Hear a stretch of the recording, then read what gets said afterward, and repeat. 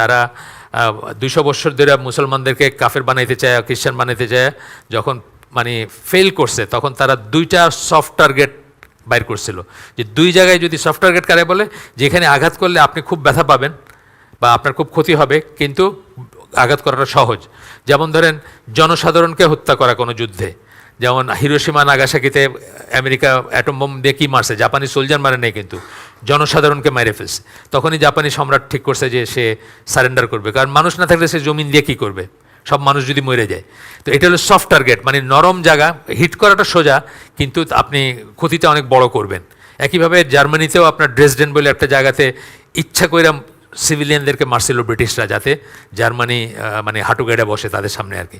তো এইরকম soft target 2টা কাফেররা বাইর করছিল। একটা হলো আমাদের মেয়েদেরকে তারা ঘর থেকে বাইর করবে, তাইলে আর ইসলাম থাকবে না। আরেকটা হইলো সুন্নাত থেকে আমাদেরকে বিচ্যুত করবে, আলাদা করবে। তা আপনার ভিতরে যদি ঢুকাই দিতে পারে যে সুন্না কয়েক কথায় লেখছে, প্রিজার্ভ করছে, এটা সহি না ভুল আপনি জানবেন কেমনে, হাদিস মানার কোনো দরকার নাই ইত্যাদি জিনিস ঢুকাই দিলে অটোমেটিক্যালি আপনার দিন চলে যাবে। কারণ আপনি একটা জিনিস চিন্তা করেন যে 100 বছর ধরে কোনো সুন্না নাই, জাস্ট একটা থিওরিটিক্যাল একটা সিচুয়েশন চিন্তা করেন যে 100 বছরের একটা পিরিয়ডে কেউ সুন্না জানে না। আপনি নামাজ পড়তে জানবেন না, জানবেন? আপনি রোজা রাখতে জানবেন, আপনি হজ করতে জানবেন না, আপনি কোনো ইবাদত করতে পারবেন না, সব হারায় যাবে আপনার। এই খ্রিস্টানরা যে এই দুরবস্থার ভিতরে আছে, তারা যে তাদের নবী সম্বন্ধে কিছুই জানেন, এমনকি তারাই বলে যে তাদের নবীর সম্বন্ধে যে কথা, ওগুলো হিস্টোরিক্যাল কথা না, কোনো ইতিহাসের কথা না, এগুলো কিংবদন্তি, মুখে মুখে চালু কথাবার্তা, গালগপ্প আছে। তাদের ছবি দেখবেন, তারা এখন তাদের নবীর ছবি আছে চার্চে, দেখবেন যে ব্লন্ড মানে কি, সোনালি চুল, নীল চোখ, সুইডিশ মনে হবে দেখলে। তাদের নবী কি সেরকম ছিলেন না? আপনার আমার মতো ছিলেন, সেমেটিক ছিলেন, চেহারা তার আপনার আমার মতো ছিল। এগুলো হয়েছে কেমনে, গালগপ্প করতে করতে আসছে, মানে যেহেতু তার সম্বন্ধে তার সুন্নাটা প্রিজার্ভ করা হয় নাই। তা আমাদের নবীরে আপনি কিন্তু দেখতে পাবেন।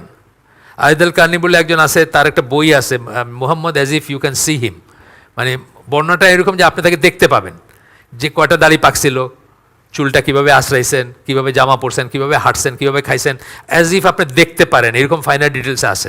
তো তারা তো আপনারে মানে তাদের মতো করে আমাদের মানে দিন হারানোর, ইমান হারানোর কোনো রিজন নাই।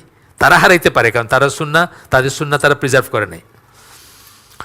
আমরা এমনকি এইটা পর্যন্ত জানি, আঙ্গুলটা নড়াইতেছি, এটা পর্যন্ত জানি যে আঙ্গুল নাড়াইতেন, কীভাবে নাড়াইতেন, কয় রকম করে নাড়াইতেন, মানে এইসব ফাইনাল ডিটেলস আসছে। চিন্তা করেন, মানে নামাজ তো আসছেই, তারপরে এইসব ডিটেলসগুলো আসছে।